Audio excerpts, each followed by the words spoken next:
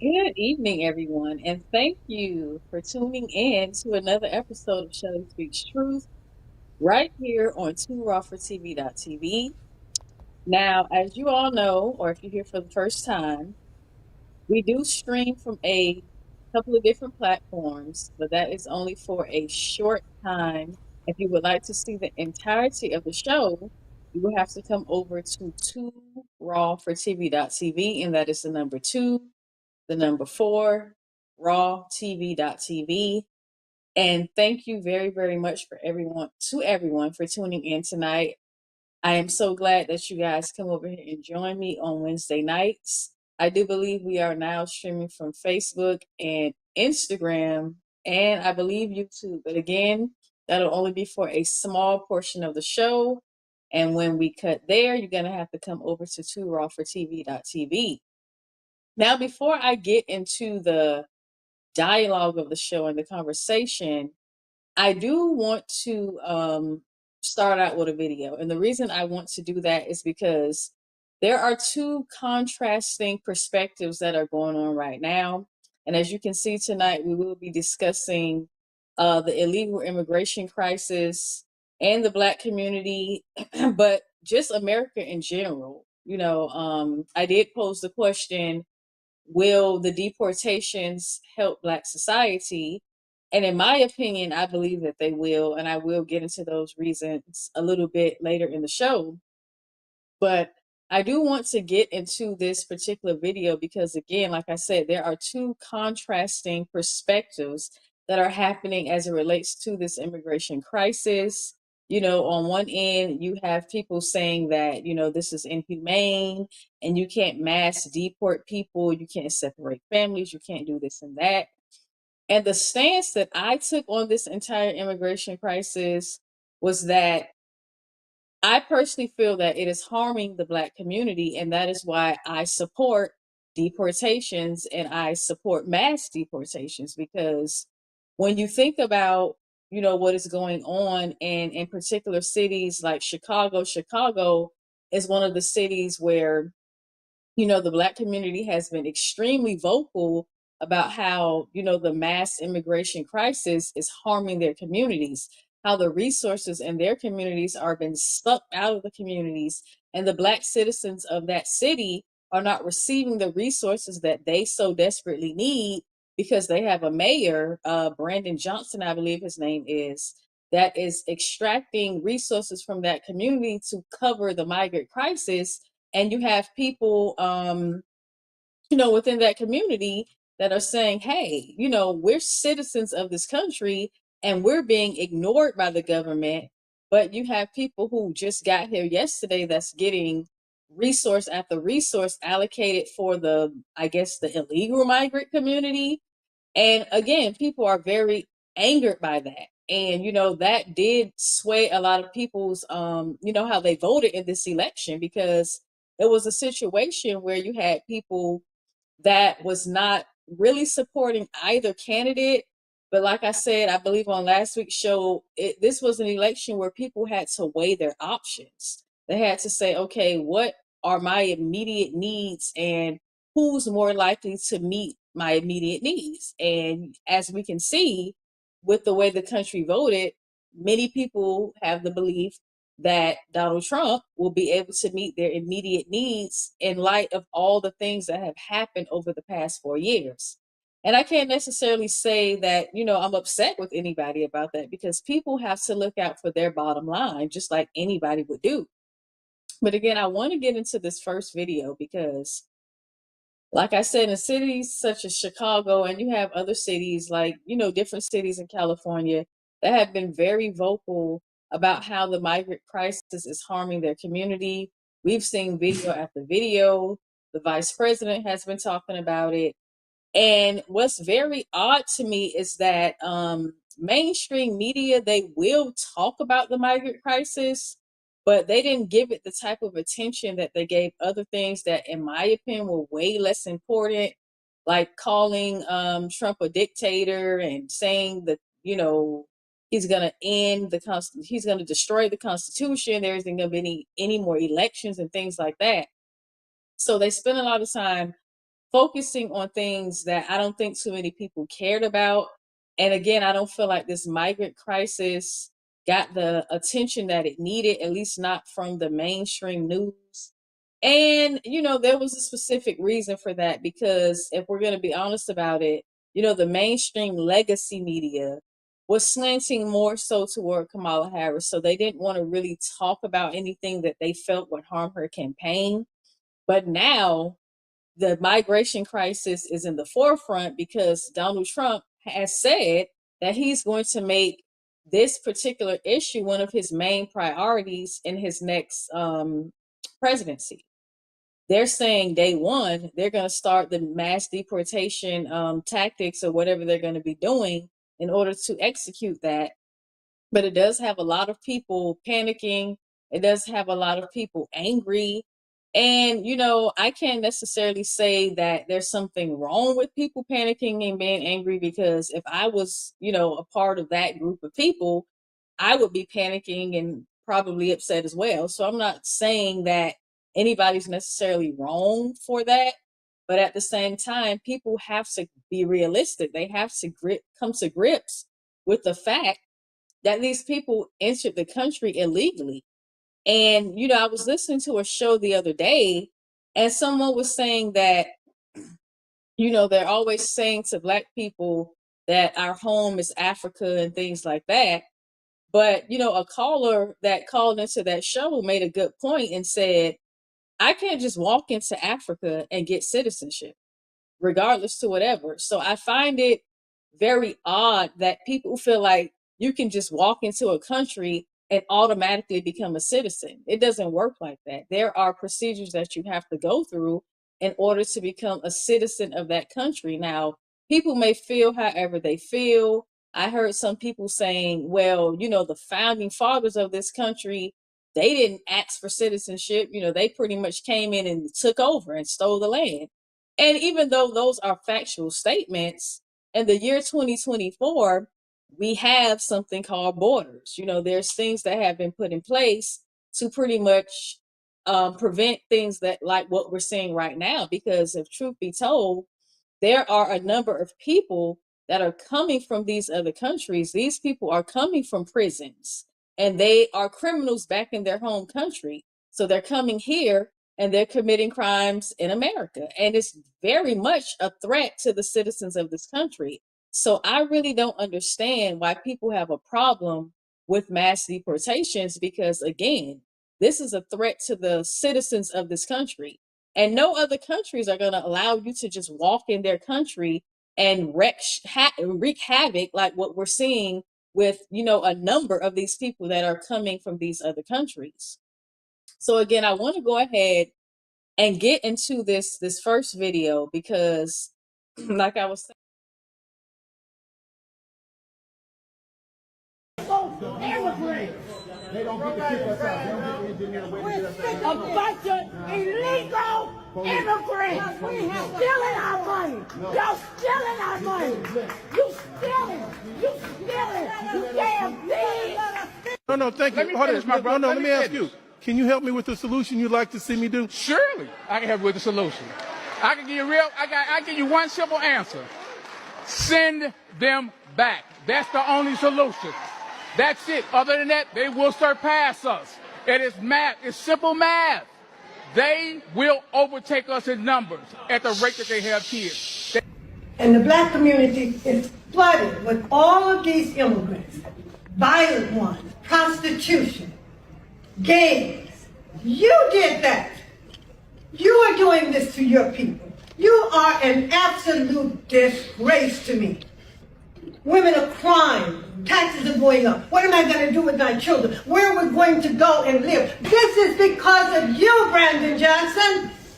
You're destroying the south side of Chicago with your policy, all under the Democratic Party.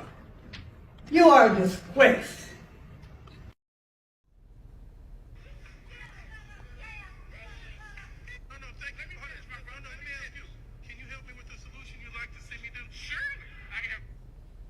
now as you can see in that video, a number of residents have spoken out these town hall meetings are flooded with, residents of different communities in Chicago, and they are expressing their frustrations with their mayor. And this is why I say, as Black people, um, black faces in high places really does not mean anything, because when a lot of these people get into these positions of power, they're not really standing up for the Black community. And in many instances, these Black politicians, they get overwhelming support from the Black community. And when they get into these positions, they turn their back on the very people that, in large numbers got them put into office. And Mayor Brandon Johnson is one of those people. The residents of Chicago have been in town hall meeting after town hall meeting saying to him, look, this migrant crisis is hurting the community. We're having to close down schools in order for them to be turned into shelters for these migrants. The city of Chicago is $1 billion in debt behind this crisis. And the residents of that city are saying, look, our bills are, not attainable anymore. Brandon Johnson had a proposal where he wanted to raise property taxes. And I believe in that proposal, he was asking for the budget to be increased by $350 million. And it outraged the community because the people knew that this increase and what he was asking for, in this budget to be increased was as a result of the migrant crisis and all the money that the city had to spend to house these people, to feed them, to provide them with health care, education, because they're coming into the communities, and children are coming with these people, and the children are not just sitting around. These children have to go to school. These children need health care. These people need resources, and that is coming out of the pockets of the taxpayers. And again, homelessness is a problem in the city as well, and these resources are not being allocated for the residents of these communities. And again, it is causing outrage, and rightfully so. Because when you have a mayor that's ignoring a marginalized group in his community who are citizens of the country, again, it's apparent that it's going to cause outrage among the people of the community. So like I said, I personally believe that this migrant crisis is harming Black society when it comes to, resources being allocated to people who are not even citizens of the country. Many of them do not pay taxes. And the other day, I did learn that there is a number of migrants that do pay taxes. They don't have social security numbers, but I believe when they get a job, they assign them a taxpayer identification number or something like that. And they do pay taxes through that taxpayer identifier. But based on an article that I read, this migrant crisis has cost taxpaying citizens in the country $500 billion. And with that, the article went ahead to say that what these illegal migrants are paying in taxes doesn't even cover a small portion of what the citizens of the country has, has come out of the tax money of the citizens of the country. That $500 billion, only a tiny fraction of that is being replaced with illegal migrants that are, paying into the tax system. So again, this is just a crisis all around, and this is an issue. And as everyone knows, it's not a secret that when the economy is doing bad, unfortunately, because many of the Black citizens of this country are not doing so well financially as a collective. Obviously everyone is not struggling, but as a collective, there are a lot of people in the Black community that are living from paycheck to paycheck and cannot afford to have these resources being taken from their community. They can't afford to be fighting with illegal migrants for jobs, because this is another thing that is happening now. You're literally seeing news anchors and people coming on national TV defending these people breaking the law. They're literally saying that if these people are mass deported out of the country, then it's going to hurt the economy, because we won't have anybody to. I seen a report the other day. An anchor was having an interview with someone, and they were saying that, excuse me, if these people are deported out of the country, we're not going to have anyone to work on the farms, and then the price of groceries are going to go up.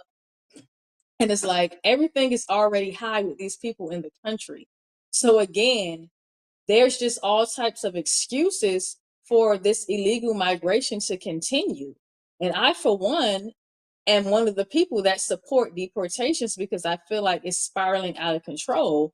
And when it's hurting community, it's hurting my community, because I feel like I'm part of the collective of Black society. When I see that my community is being hurt the most by this, I'm going to speak out against it. And of course, I'm going to be in support of these people having to be put out of the country. Not only are they here, siphoning jobs and taking away jobs from people in the Black community, it's because they're not only doing farming jobs. There was someone, a young lady who spoke out a while ago, I believe in a past show I spoke about this, where she was saying it's so bad that you can't even get a job doing Uber or DoorDash, because these people are coming over here and they're literally taking all the jobs. They're getting training to do even more higher skill jobs. And a lot of these people are undocumented. They're not citizens of the country.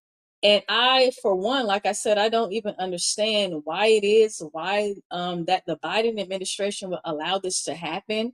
I am actually doing some research on this, because I heard that there was some type of thing that they have going on with this mass immigration, where these people are referred to as beneficiaries. And I do know on a global level, the globalists, they don't want borders. They don't want borders. They want a one world government. So their thing is to get rid of the borders and everybody kind of just live in a borderless society. And as we can see, that is harming this country, and it'll harm other countries. We're just not living in a society anymore where we can allow this to happen, because again, a lot of these people are coming over here to take.